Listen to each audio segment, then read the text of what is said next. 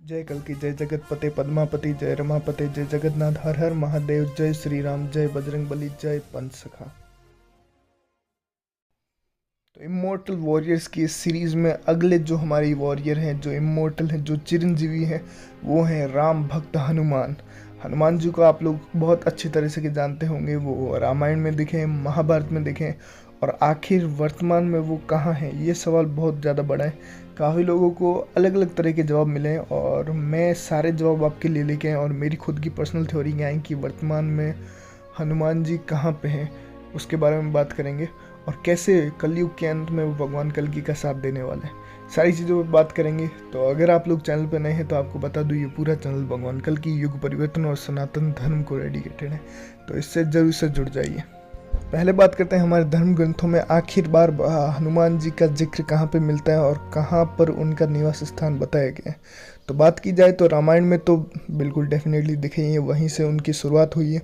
उसके बाद महाभारत काल में यानी कि द्वापर युग में भी उन्हें देखा गया है और एक बार नहीं कई बार देखा गया है। मेनली जो उनका जिक्र मिलता है वो मिलता है जब भीम जंगल में विचरण कर रहे होते हैं अपने वनवास के दौरान। उस टाइम पे हनुमान जी उनसे मिलते हैं, उनका घमंड चूर करते हैं, उनको शिक्षा देते हैं, क्योंकि जब वनवास के दौरान भीम बहुत ज़्यादा शक्तिशाली थे, हालांकि शक्ति के साथ उनमें घमंड भी आ गया था और उनको अपनी शक्ति का सही इस्तेमाल करना नहीं पता था। तो इसी चीज़ को सिखाने के लिए उनके गुरु के रूप में हनुमान जी वहाँ पर उपस्थित हुए और पहले उनका घमंड चूर किया, फिर उनको उनकी ताकत का सही इस्तेमाल करना सिखाया।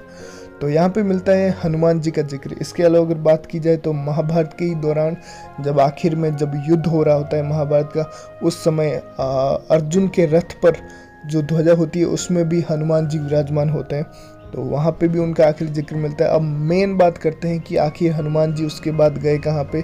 हालांकि कलयुग में भी कई कथाएं मिलती हैं उनको लेके, चलिए उन पे बात करते हैं। आपने YouTube पे भी कई सारी वीडियोस देख रखी होगी ऑलरेडी कि हनुमान जी कहाँ पे हैं। कोई लोग बताते हैं कि इस जनजाति से मिलने के लिए हर 40 साल में आते हैं, हर 50 साल में आते हैं, और भी कई तरह की कहानी की यहाँ पे हर रोज़ आते हैं, या मतलब बहुत तरह की कहानी। कलयुग में बात की जाए तो तुलसीदास से मिलने की भी कहानी है हनुमान जी की। जब तुलसीदास जी रामायण को लिख रहे थे उस टाइम पे भी हनुमान जी का जिक्र मिलता है, वो भी एक अलग स्टोरी है, उसके लिए कभी और कोई अलग वीडियो में बात करेंगे। अभी बात करते हैं कि आखिर हनुमान जी गए कहाँ पे। आप लोगों ने दुनिया भर की बातें सुन रखी होगी कि हनुमान जी यहाँ पे गए, वहाँ पे गए, यहाँ पे नहीं गए, यहाँ पे आते हैं, हर साल में यहाँ पे आते हैं। पर जहाँ तक मेरा मानना है, हनुमान जी जो लास्ट महाभारत या महाभारत के युद्ध के बाद सीधे पहुँच गए थे भगवान शिव के पास। कई ऐसे ग्रंथों में कई जगहों पर ऐसा वर्णन मिलता है कि हनुमान जी जब महाभारत का युद्ध पूरा संपूर्ण हो गया था उसके बाद वो भगवान शिव के पास चले जाते हैं तपस्या के लिए।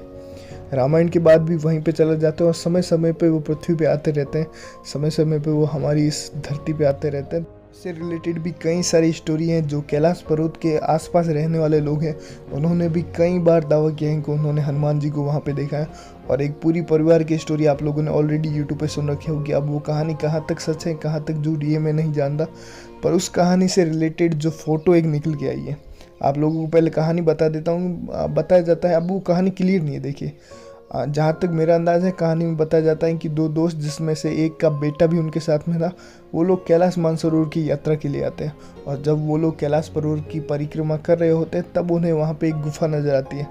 गुफा के अंदर जब लोग जाते हैं तो वहाँ पे कुछ धुएं जैसा नज़र आता है, और जब वो बेटा, उसके हाथ में कैमरा भी होता है, उस धुएं के अंदर जाता है और फिर अचानक से वो गायब हो जाता है और फिर शायद वो बेहोश पड़ा मिलता है, ऐसी कुछ स्टोरी है। पर उसने अपने कैमरे में एक तस्वीर खींची होती है, वो तस्वीर आप लोग स्क्रीन पर देख रहे होते हैं। ये तस्वीर आपने यूट्यूब पे कई वीडियोस में देख रखी होगी ऑलरेडी, मेरे को मालूम है।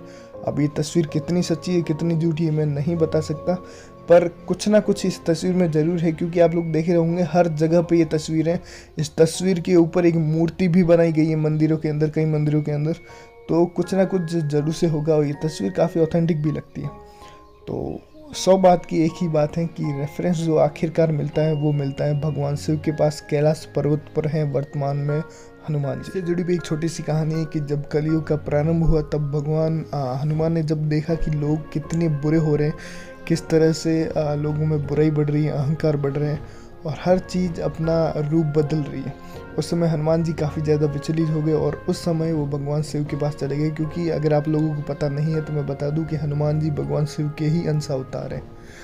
तो इसीलिए वहीं पे हैं वर्तमान में, और तब भगवान शिव उनको अपना लक्ष्य याद दिलाते हैं कि आखिर तुम अभी तक क्यों हो। उसके बाद से ही हनुमान जी भगवान शिव के पास ही हैं, और कभी कभी समय आने पे वो धरती पे आते हैं। अब बात करते हैं कल की भगवान से जुड़ी उनकी कौन सी कथा बहुत ज़्यादा प्रचलित है, और क्या सच में ऐसा कुछ होने वाला है। बात की जाए तो बताया जाता है कि भगवान कल की जब मतलब भगवान विष्णु जब कल के अवतार में पुनः पृथ्वी पे आएंगे, जो कि ऑलरेडी हैं इस दुनिया में, आपको पता ही होगा। तो जब वो प्रकट हो जाएंगे, और ख़ास करके जब आखिरी युद्ध होने वाला होगा, महासंग्राम, उस समय में भगवान हनुमान आएंगे और दर्शन के लिए आएंगे, और अपना जो वचन किया गया था एक तरह से जब राम अवतार आए थे, उस वचन की पूर्ति के लिए आएंगे। उसके बाद से ही हनुमान जी फिर से भगवान शिव में विलीन हो जाएंगे। अब कैसे हनुमान जी कल के अवतार से मिलेंगे, क्या उस समय की परिस्थितियाँ होंगी, ये हम क्या कोई भी नहीं बता सकता अभी, क्योंकि हम कोई भगवान नहीं है। हम सिर्फ कुछ अंदाज़ लगा सकते हैं, कुछ प्रेडिक्शन कर सकते हैं। अब जैसा हम सोचेंगे बिल्कुल वैसा होगा, ये बात तो बिल्कुल संभव नहीं है। पर जो मेरा मानना था, जो मेरी थ्योरी थी, वो मैंने आपको बता दी है। बाकी आप लोग चैनल पे अगर नए हैं तो इस चैनल से ज़रूर से जुड़ जाइए। जैसे कि मैं हर वीडियो में बताता हूँ, ये भगवान कल की युग परिवर्तन और सनातन धर्म के रिलेटेड है। इससे अलावा अगर आप लोगों को ये थ्योरीज पसंद आई, और आपकी पर्सनल थ्योरी क्या है, वो कमेंट में आप लोग बता सकते हैं। तो चलिए मिलते हैं।